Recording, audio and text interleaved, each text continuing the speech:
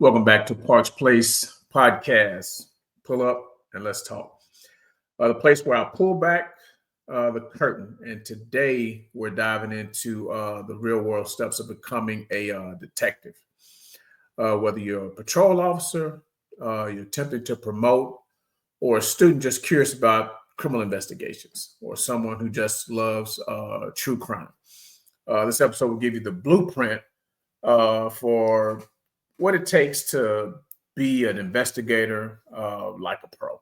Um, Basically, with being a good detective, I just want to touch on a couple things. I'm not going to dive into everything as far as what it takes to be a detective, but just want to hit some high points in that way, like this. If there is somebody out there that's trying to actually become a detective, what I just mentioned. Um, just give you some few pointers and steps on what it is or how it is to get to that point. Okay, first and foremost, you have to have a mindset of a detective slash investigator. You have to have that mindset, and basically, what I mean by that is you have to be a curious person. You have to have that curiosity. You have to be that person that wants to ask why when other people won't ask why sometimes, and I'm guilty of that, early in my life, younger years, stuff like that, not necessarily with investigations, but sometimes that question needs to be asked as far as why. And whatever it is that you're dealing with, whether it's relationships or whatever, or, you're just talking with friends and you don't ask that question why, and then a couple of days later, it's like you wish you would have. So you have to be curious, nosy, or however you want to put it.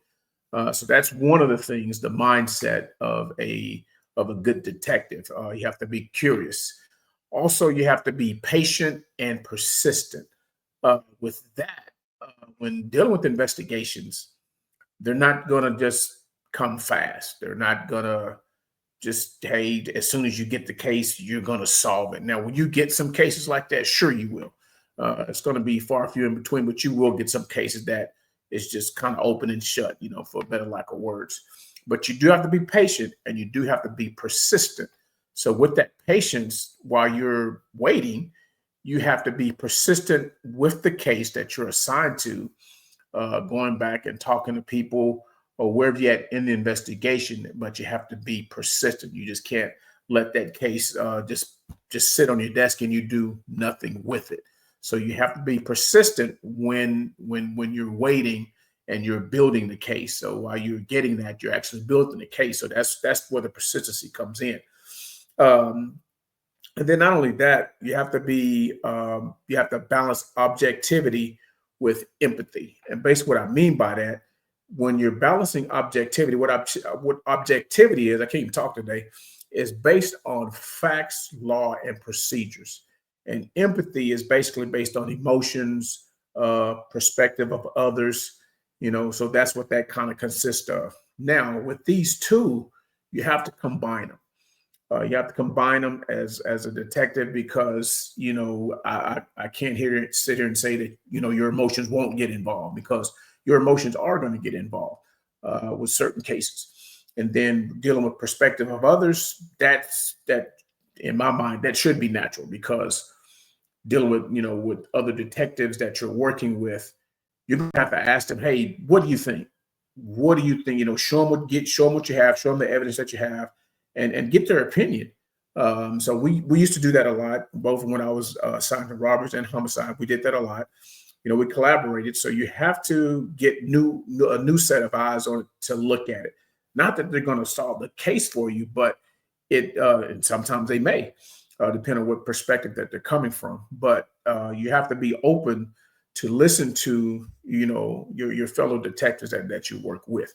Now, another thing, you have to have mental flexibility.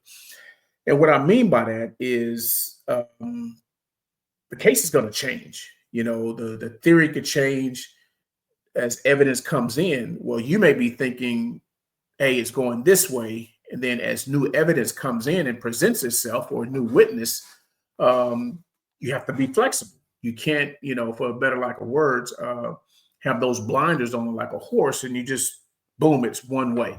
So you have to have the mental flexibility to just be able to adapt to new stuff that's coming in, because that's definitely going to happen. A lot of guys I talk to, work with, you think it's one way, and as evidence comes in, it's something totally different.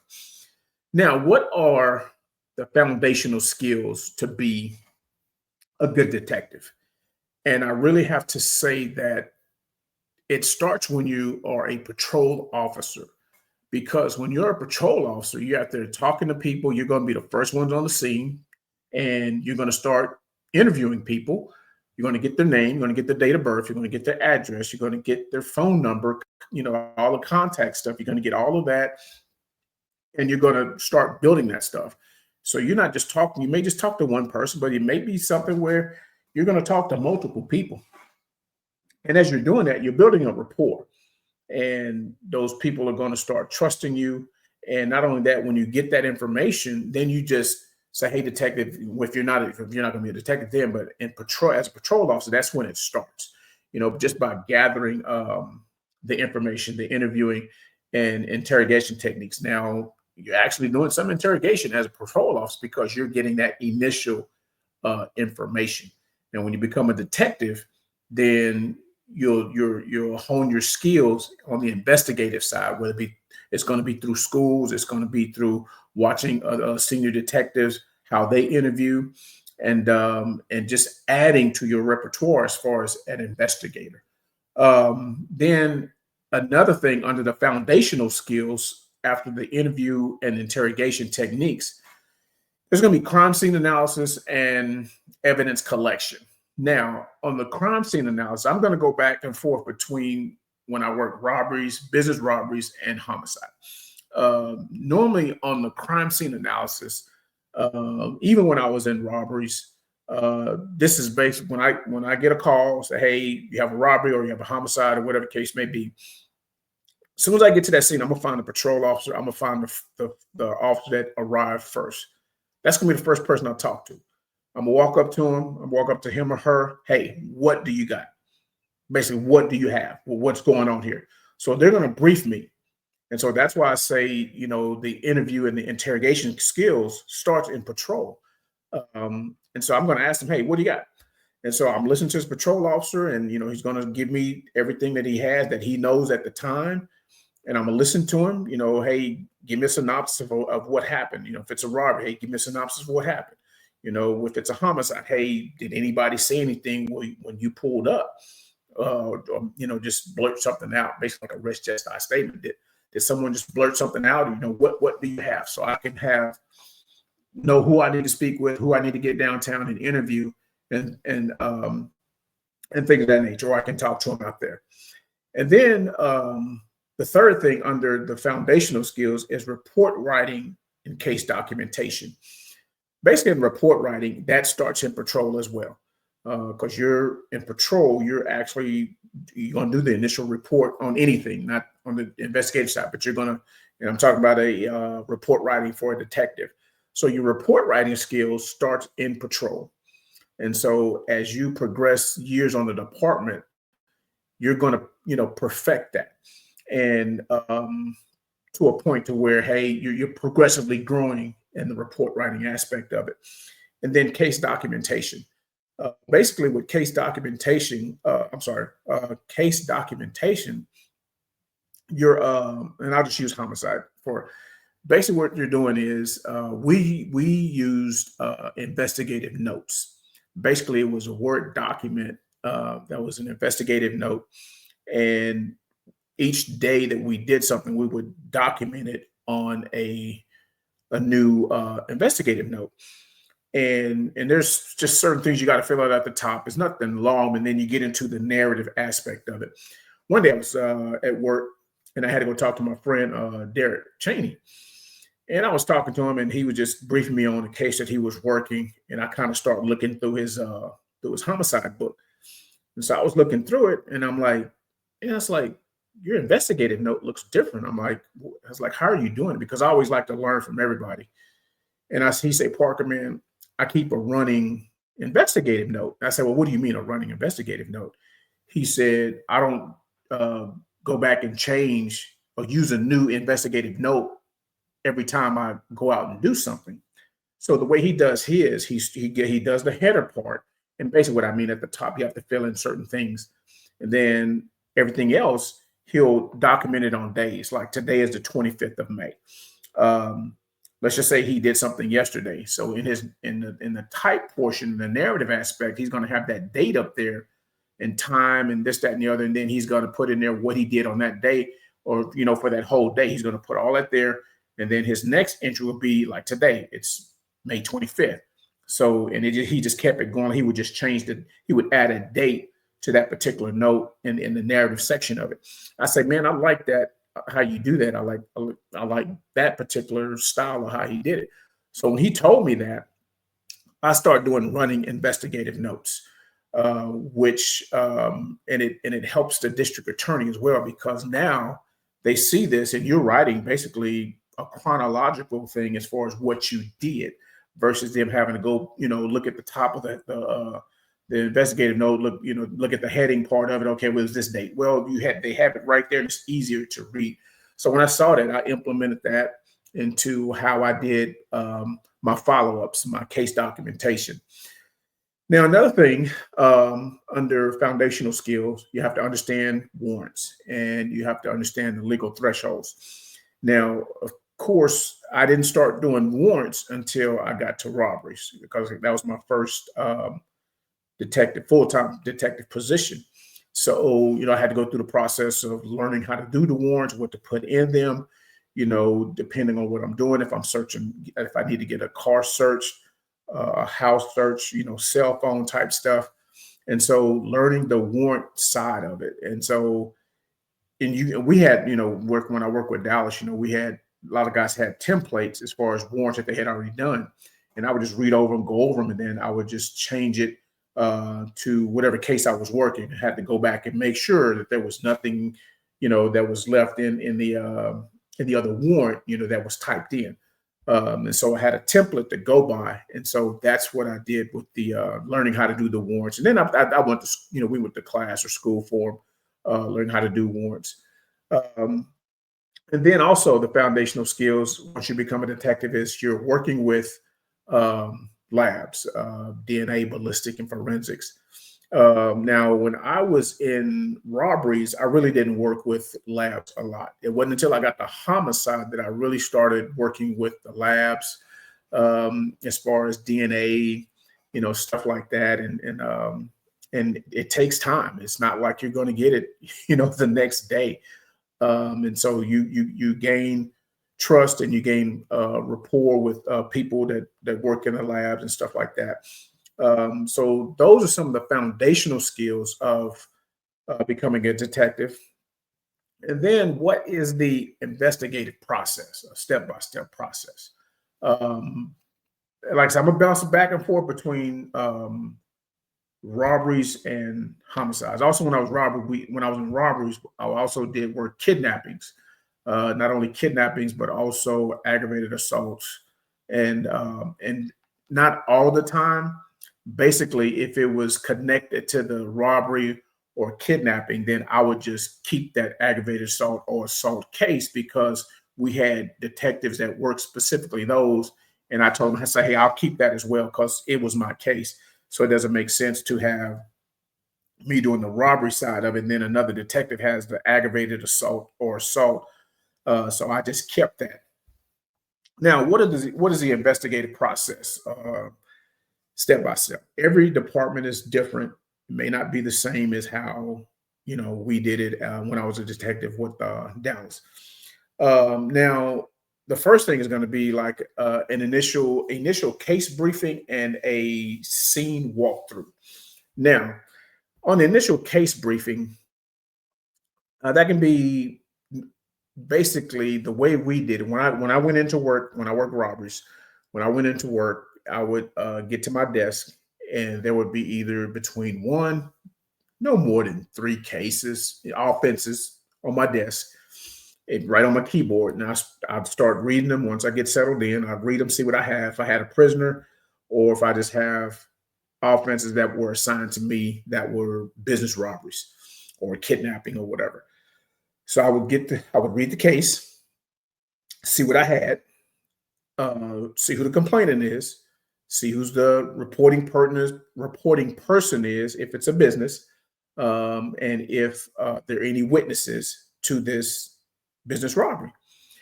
And so, what I would have to do, I'd read all three because the city of Dallas is a big place, and I'd read all three, see what I had, and I'd plan my day.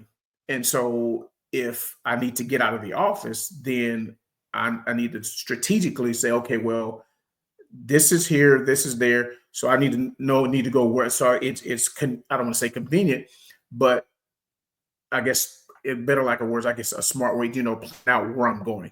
So I'm not, going up north, going south, then going back up north.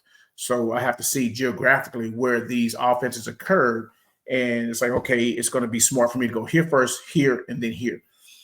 So the initial case briefing or getting assigned a case, you're going to read that case, see what you have. You're going to get on the phone. You're going to start making calls. If it's a business, of course, you're going to get the reporting person, or is going to be probably the manager, or somebody that I can contact. And so I'm going to contact the manager, say, hey, this Detective Parker, Dallas Police Department. See, I have a case here that I've been assigned. I see a video or whatever it is. Hey, what's a good time for me? Do you guys already have that set up? That the patrol officers advise you that I probably would be asking for the video, and in the offense report, it probably states something that, hey, they would have the video ready by such date, or it's already ready. So as far as on the initial case briefing, and let's just say I get called out on it, and now I'm going to the scene. The patrol officer is still going to do the report, and what I'm getting at is a scene walkthrough. So if it's an aggravated robbery, then I'm going to be there at the scene. 9 times out of 10, it's going to be roped off with crime scene tape and this, that, and the other. And then once they get everything situated, make sure there's nobody hurt, nobody's inside the location, then I'm going to go inside and look at the the offense location where the offense occurred. I was about to get into some homicides, but hold on, let me keep going here. Then there's going to be canvassing for witnesses and social media surveillance. Now, let me go and throw the homicide part in there as well. On the initial case briefing with the homicide, it's a little different because 9 times out of 10, you're going to get called out to that.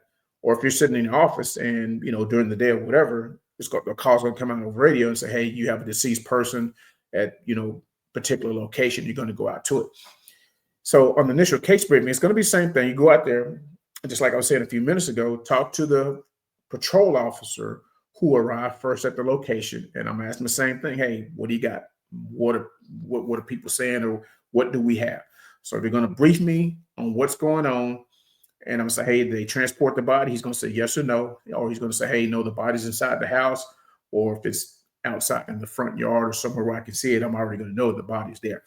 And so, but I'm asking those questions. Let's just say it's inside of a house for better lack of, for sake of argument. And so when I get there, he's going to brief me before I go in to look at anything. He's going to brief me on what he had or what somebody has told him since he's gotten there. So initially, I'm going to go in and do a walkthrough to the crime scene. And then there's probably going to be a patrol officer, probably the rookiest patrol officer there, which is going to be your scribe. They're basically going to be taking names and badge numbers of who went inside of the location. And that's to have control of the crime scene, just in case something comes up. And hey, well, whose fingerprints are these? Well, what happened over here? So we can track who went inside and out of that particular location. On homicides, we will actually do the offense report. And so I'll tell the officer, hey, don't worry about the offense report. I got the offense report. And basically, it's literally going to be one sentence. Complaining down of homicidal means. It's going to be one sentence because everything we did in homicide was based on investigative notes. And then and this is why I want to do the homicides because of this one I just said. Then you're going to be canvassing for witnesses. Other detectives are going to be there. And this is even in other robberies or, whatever aspect you're in, you or whatever as a detective. You're going to be canvassing for witnesses. So we're going to start knocking on doors, next door, across the street, and it's going to be other detectives, doing this. Probably some patrol officer or something may walk up with them, but for the most part, we'll go knock on the door and start talking. Hey, did you hear anything? Did you see anything? You see a car leave, speed off. So we're going to be canvassing for witnesses. We're going to get those people's information and add it to the report because they may not want to talk to us right there, but they may talk later. They may want to talk over the phone, or they may come down to police headquarters and may want to talk there. So also social media. And the reason I kind of threw homicide in there now is because we did this a lot. Even when in robberies, we did it. Social media. So after canvassing, you get back, you have as an investigator, you have so many different tools at your disposal, investigative tools. And then now you have social media, you have surveillance. People have these Ring door cameras now, and they got cameras on their houses. So as you're doing the surveillance, you're asking the neighbors, hey, do you have any cameras?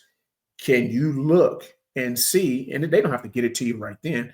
You don't give them your business card. And you ask them, hey, can you go back and look at your cameras to see if it caught anything between these hours, this, that, and the other. And they may go further back because let's just say, well, between 2 and 6 or whatever. Well, go back to 1:00 p.m. or something like that. And I'm just throwing some times out there just to see if something was caught before then, somebody walking up or even just kind of canvassing there or whatever. So you're doing your initial canvass for witnesses. You're checking social media because you're going to start getting tips in. You're going to start getting, hey, they're going to start getting a lot of nicknames and all this other stuff.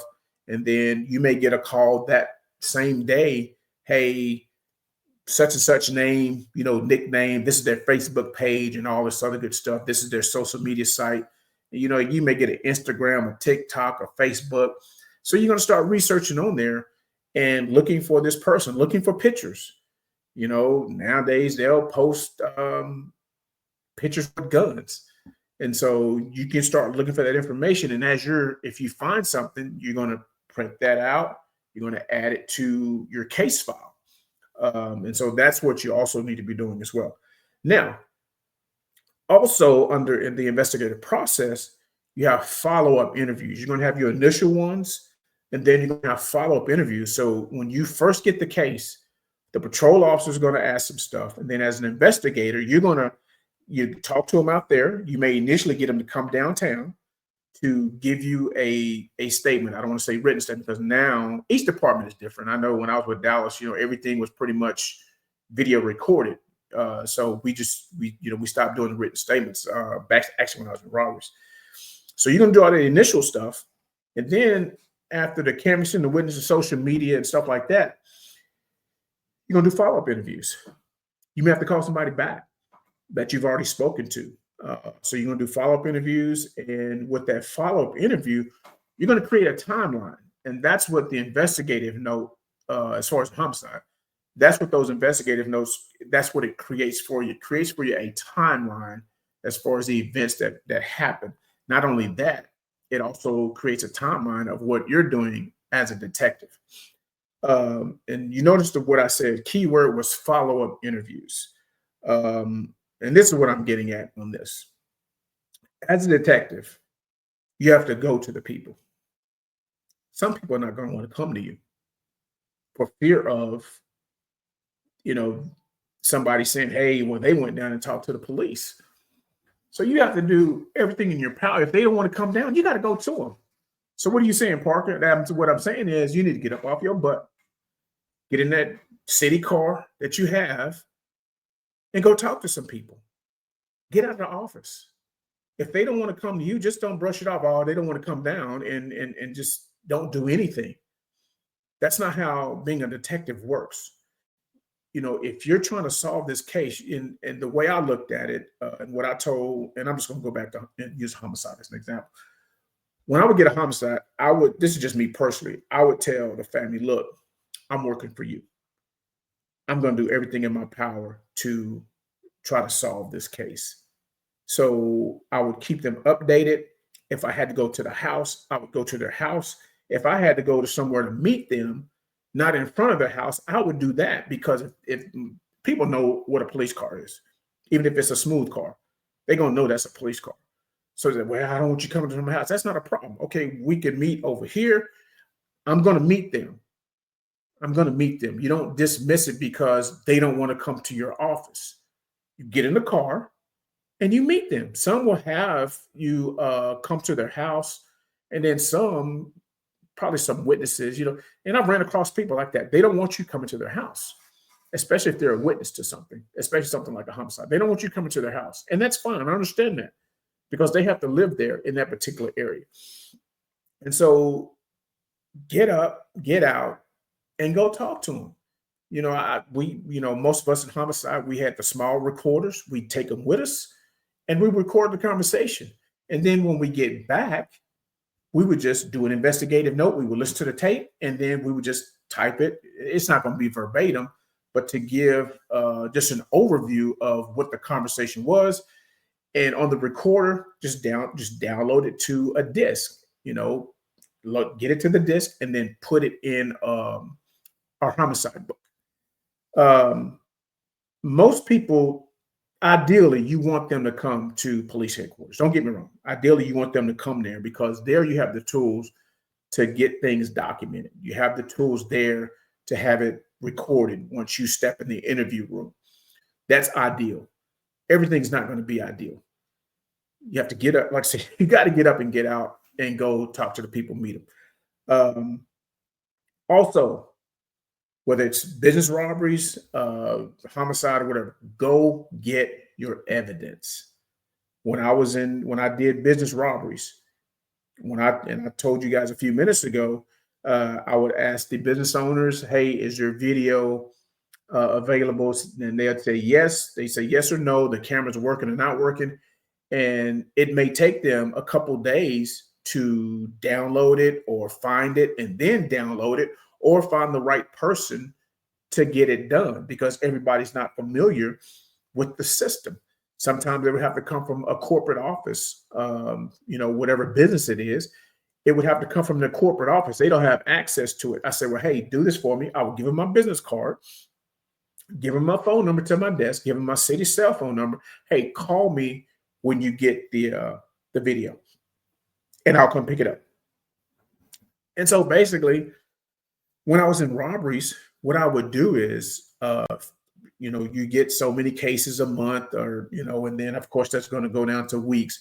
So what I would do is, the ones I would organize them in a way that, okay, I don't have video on these, or I just write a note, keep me a legal pad. Okay, I need to pick up this video. And what I would do is I would set aside a day to go get the videos. The patrol officer is not the one that initially responded to that scene, is not going to get your video. You have to go get your own video. When I say your own video, what I mean by that, you have to personalize it. This is your case. You're the one that's going to be on the stand. You're the one that's going to get spoken to by the prosecutor first. Then you're going to get cross-examined by the defense attorney. It's your case. So it's your evidence. If you have to go get it, that means you have to go get it. The patrol officer that initially responded, you can't call him and say, hey, can you go get that video for me? He say, hey, man, I'm answering calls. You're the detective, and that's your job. That's your job to go get your video. That's your job to go get your evidence. If you have to pick up something like that now, and let me back up. I don't want you to think that stuff that's at least with Dallas anyway, as far as if there's evidence there, because we had it's PES, which is the physical evidence section. They would come out, take the photos.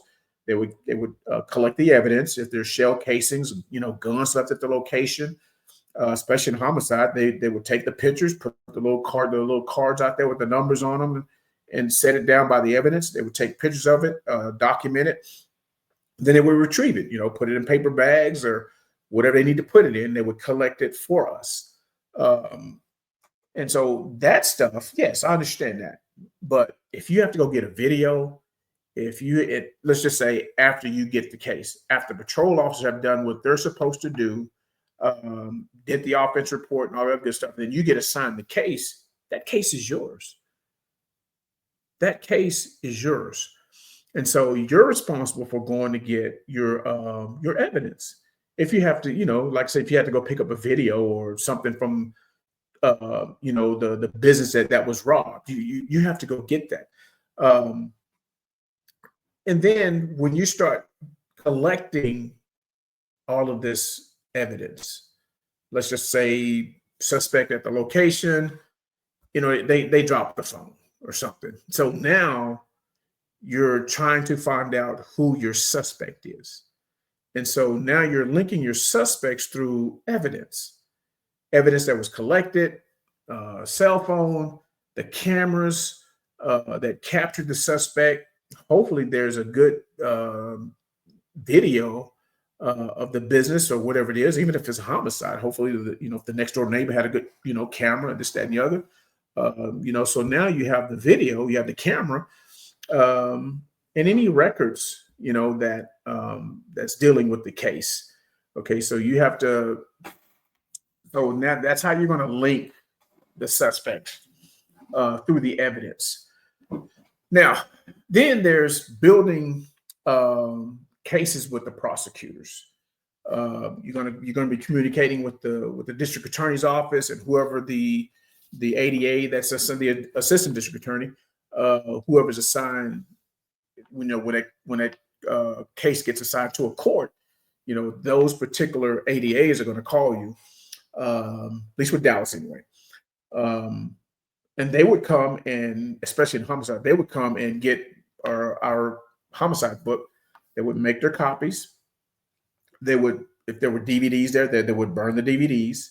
And then, because the DA also has their own investigators, they would come and make the copies I would give them the book, the investigator, they're making copies. Meanwhile, I'm talking to the ADA there at the office. And that's just one of several meetings that's going to take place. And even when I worked robberies, I had some ADAs that would come over to headquarters, print off, all the stuff that I had in the case file at the time, and they would gather that information. So you're going to work with them. You're going to work close with them. And I made a lot of good friends once I got to know some of the ADAs. I made good friends with them, and would call them for, just a little bit of anything. And they would call me and just, hey, you know anything about this case, or, hey, what should I do? Or do I know where this particular location is at? And then as a detective, when you're starting to get this stuff to the district attorney's office, and then as a detective, you're going to present your evidence, and you're going to present it clearly, meaning to the ADAs and gets to court, trial, or whatever. You're going to present that evidence verbally when it gets to that point.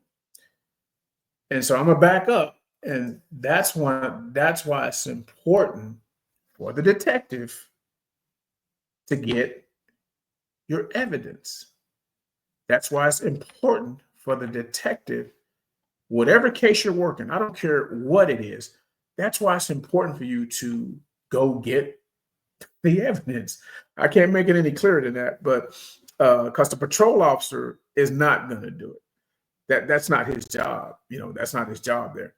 Now, and in building the case with the prosecutors, you have to avoid tunnel vision.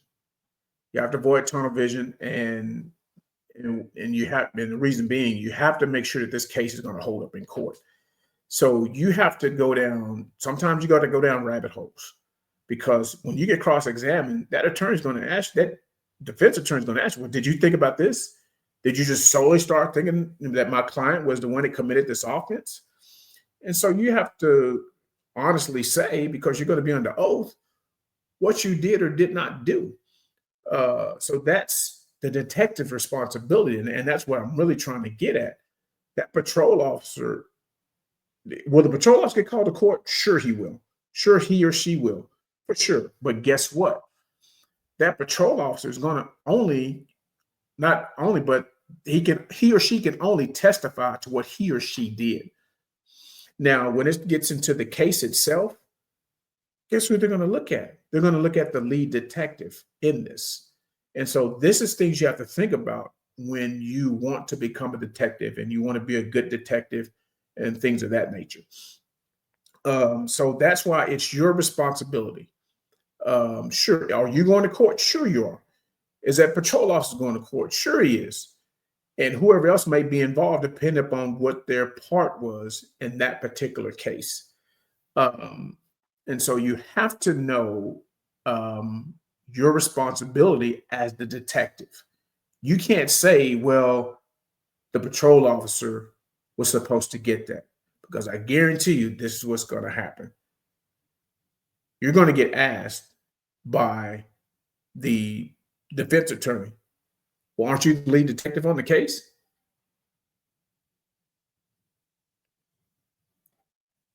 That's what he's going to ask. Aren't you the lead detective on the case? And what that means is if you're assigned this case, that means you're the lead detective. Guess who's responsible for that case? You. You can't say it's the patrol officer's job. They should have done it. No, you're the lead detective, because now we are in the investigative stage. The other part is the patrol officers to make the office report. But when that thing hits your desk, it's yours. So anything that needs to be collected or retrieved, that's on you as a detective. That's on you as a detective. Now, what makes a great detective stand out? Number one, attention to detail.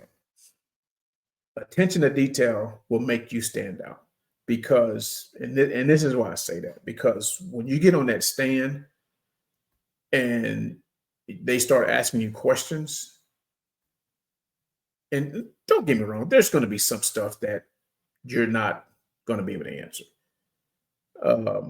But if it's something basic that you're supposed to be doing as a detective, and you say you didn't do it, or that wasn't your job to do it, you're going to have a long day on the stand. You're going to have a long day on the stand. And then what makes a detective great is professional relationships with other units. Now, I kind of touched on, with the district attorney's office and the ADAs, with other units that can be patrol, narcotics, gang unit, what other entities that you have within your department. Having good relationship with them, and them wanting to work with you, them wanting to help you solve this case. And I know patrol officers do, because they're the ones initially responding and getting there. They see what happened initially, and so most patrol officers that I run into, and even myself, they want something to be done. Hey, this person needs to go to jail, or whatever the case may be. So they have they have some skin in the game too. They have some skin in the game too. And then what makes a detective great is being relentless but fair. And Parker, what do you mean by that? What I mean by being relentless, keep digging, keep fighting, keep asking, okay, why? Okay, what do I need to do next? I had a friend of mine when I first got to homicide. I was working evenings. I was working with a good friend of mine, Casey Shelton. And once I kind of, got my feet wet, start to know what I was kind of doing in homicide and this, that, and the other, we we were called, because me and Casey used to work together a lot on different cases. And they used to call us the pit bulls, because what we would do, once we lock in on something and we get a hold of it, we're not going to let go until we get somebody arrested. And that's just how we were. And so that means if we're working 15, 16, 18, 20 hours, then we're going to do that. We're going to keep pushing. We're going to keep fighting. And I had a supervisor. I had one of my sergeants. I think it was on days by then, and I got a homicide. And I think I got it like early in the morning. I don't know if it was 1, 2. I can't remember, but it was at night when I got there, and it was well into the morning, almost 10 o'clock and the next day. And he said, Ed, go home. I was like, sorry. He said, Ed, go home, get some sleep. And you have to have that mentality, because the bad guy is going to think that you're not doing anything, or they hadn't gotten me, this, that, and the other. You want to get as close as you can, quick as you can, and then that way there's not too big of a gap. And so you take it personal, and then, and what I mean by that, you take pride in your work, and you want to put someone behind bars, especially in homicide, as far as someone lost their loved one. And I say you want to bring closure to them, but personally, I don't believe in closure. I don't believe in closure. But anyway, that's just a little side note. And then knowing when to say, I don't know yet. It's okay to say, well, I don't know, because you're not going to have the answers all the time. If you don't know, you just don't know. Just say, hey, I don't know. I'm still working on it. Let me keep pushing at it. And I need to make some more contacts. I need to make some more calls. So you keep going at it, and just don't be ashamed to say that you don't know. When you don't know, that's when you bring in other detectives and say, hey, I need you to look at this. I need some fresh eyes on it. And that's what I loved about being in homicide. I was working with some good guys, and I know I'm probably going to miss some names.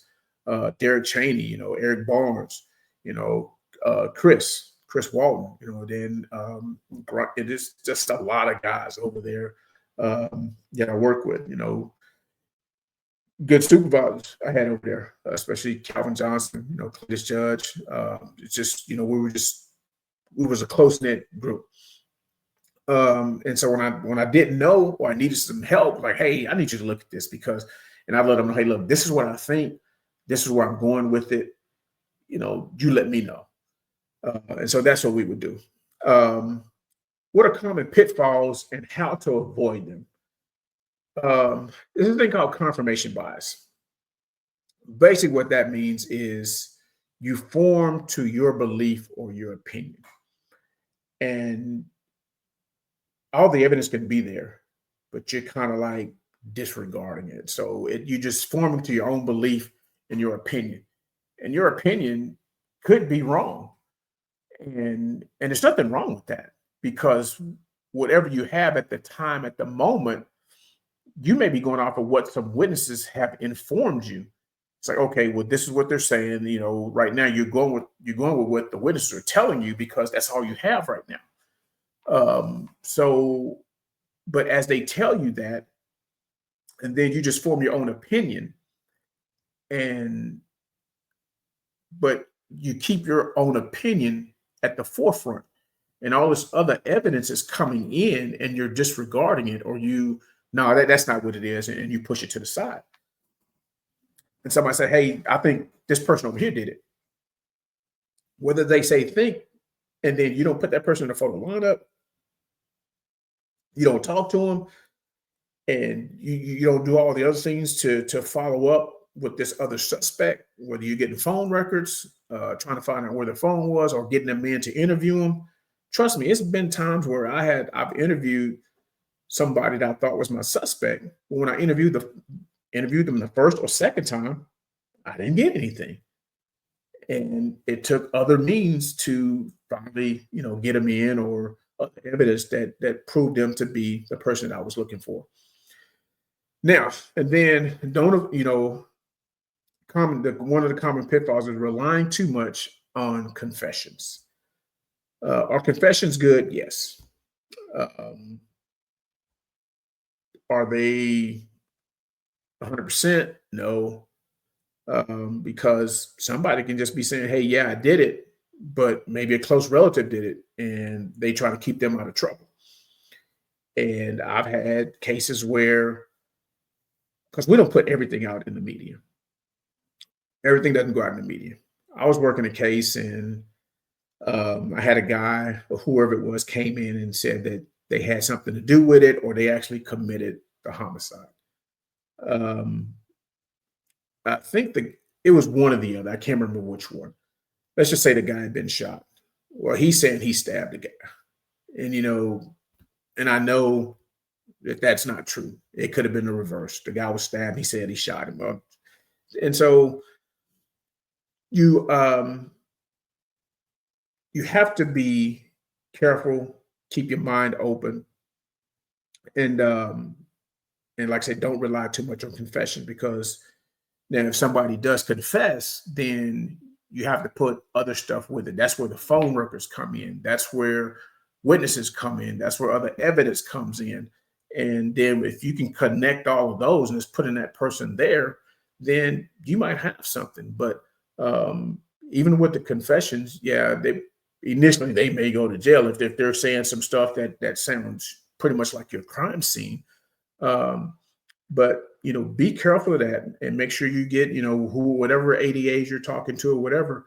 And if I'm not mistaken, I think when I was working homicides in Dallas, I think they wanted like three things to kind of seal the deal. So if you had a confession, if you had evidence tying him to it, if you had a witness that can tie him to it, you're good to go.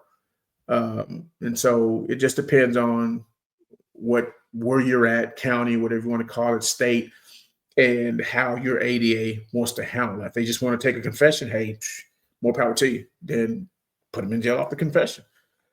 And another pitfall that you don't want to fall into is poor evidence handling. Now, when I was with Dallas, we didn't have that problem, meaning the detectives, because we weren't collecting the evidence, because we had some damn good PES technicians that documented the scene, collected the evidence, and things of that nature.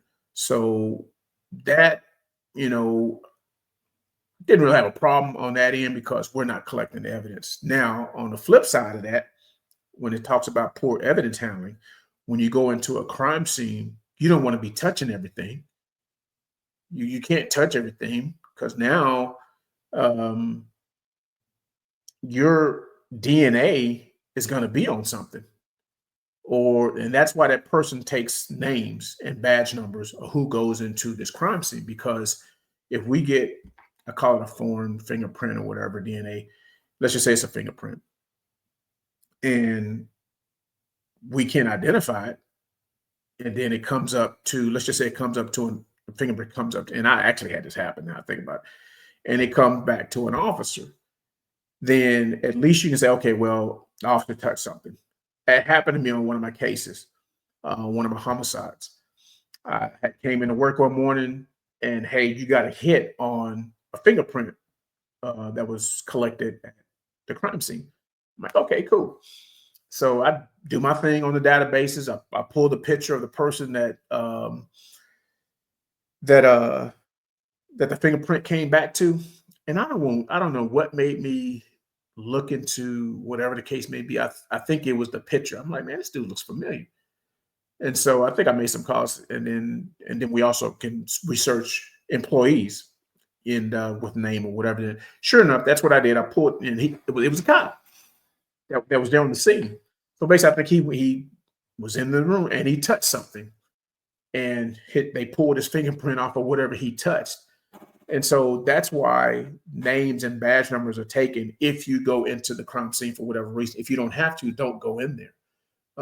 But just know, when you become a detective, and mostly patrol is aware of that on how to do that as far as documenting the information. Now, the next one is failing to follow leads that don't fit the narrative. Failing to follow leads that don't fit the narrative. Um, Follow every lead that you get. You don't know where that lead's going to go.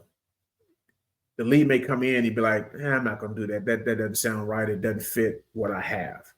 Follow that lead. So you have to follow every lead that you get. So, in a kind of recap, to become a detective, good detective, or if you're looking to get into this, these are just some things I just wanted to point out on, if you're already in a department or if you're thinking about doing it or whatever. These are just some of the highlights that I want to put. I don't want to go too deep into certain cases or things of that nature, but I just wanted to just highlight a few things that may help someone that's looking to get into to be an investigator / detective on their respective department, or if they're thinking about becoming a police officer in doing that. Because I know when I hired on with Dallas, I already knew I wanted to get to homicide. I already knew I wanted to be a homicide detective.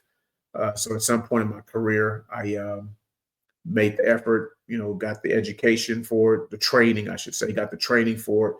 And some guys were helping me that were already in homicide. So I just want to do that. And then just basically in closing, being a detective is not about what you see on TV. It's hard work. It truly is. It's hard work, but it's also rewarding. We'll say it's rewarding. It's long hours, and it's a deep commitment. Back to the long hours. When I was in homicide with the city of Dallas, with Dallas PD, man, I was averaging 25 to almost 40 hours overtime every paycheck. So it's long hours. It's definitely long hours, a deep commitment to truth. Um, but for those who are wired to investigate, and trust me, you you have to be wired. You're definitely wired to do this. I work with some great guys, in my time at Dallas, and they're wired too. It's just in you. It's in your DNA. Um, so if that's what you're looking to do, hopefully, that's something that you can achieve. And if you learned something today, hit the like button, subscribe button, and leave a comment with your question or interest in detective work. And if I see it, I'll try to get back to you as quick as I can to answer it. And then if you put something in the comments that, hey, can you talk about this? Then that might be on my next episode. So hit that like button, hit the share button too as well. And it's actually growing. I can't remember the numbers, but it's actually growing quite a bit. I would love to get my subscribers up, but a lot of people are viewing the videos. I think the last numbers that I posted were 3,000 and 7,000. I think it's up to almost 9,000 views just on the videos that I posted. So hit that subscribe button. That'll definitely help me out. Keep putting content out there. So if this helped you, do that for me, and I'll see you on the next one.